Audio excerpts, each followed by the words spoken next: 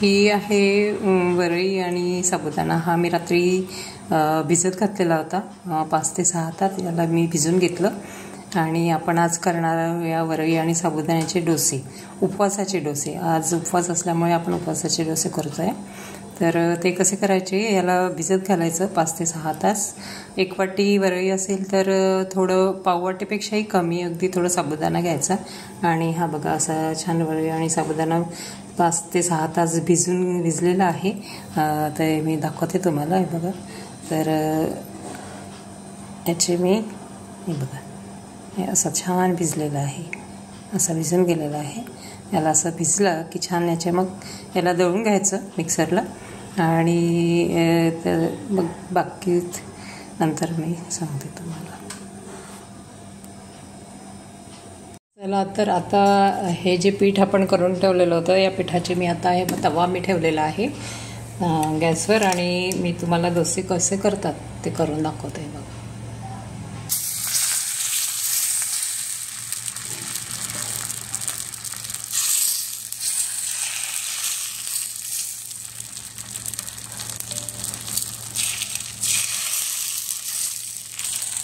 असे छान डोसे, याचे छान डोसे होतात आणि सुंदर लागतात अगदी.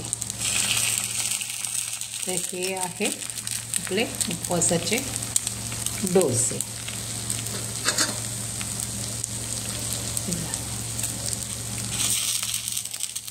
आणि हे असंच ठेवायचं, याला काही जास्ती पसरवायचं नाही किंवा हाती लावायचं नाही. हे असेच खूप छान होतात. आणि बघा, मी आता तुम्हाला परतून दाखवते. याला तो असा खमंग भाजला जातो आणि थोडं हवं असेल तर तेल पण तुम्ही घालू शकता किंवा नाही घातलं तरी चालतं.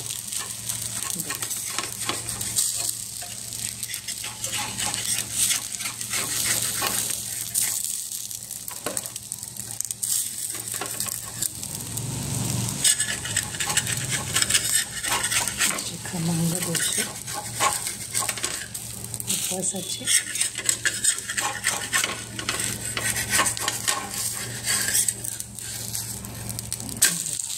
खूप सुंदर का, आणि जाळी पण छान आलेली आहे त्याला आणि सुंदर दिसतात अगदी आणि खायला चविष्ट लागतात. तुम्ही एकदा करून बघा म्हणजे कळेल. असा हा डोसा माझा तयार झालेला आहे.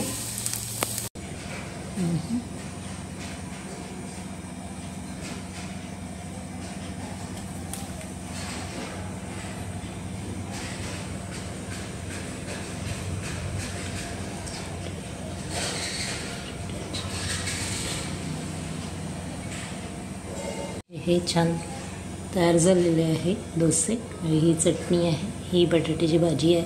तर ही अशी चटणीसोबत, अशी भाजी आणि चटणी अशी छान तुम्ही खाऊन बघा. खूप सुंदर लागतात उपवासाचे डोसे आणि छान असे. आणि एकदा करून बघा, खाऊन बघा, तुम्हालाही आवडेल. चला, तर आता हे जे सळीदार डोसा, चटणी,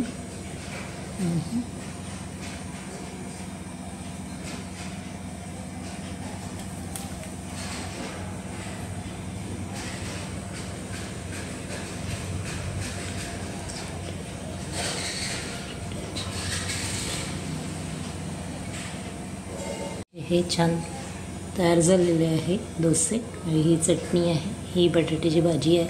तर ही अशी चटणीसोबत, अशी भाजी आणि चटणी अशी छान तुम्ही खाऊन बघा. खूप सुंदर लागतात उपवासाचे डोसे आणि छान असे. आणि एकदा करून बघा, खाऊन बघा, तुम्हालाही आवडेल.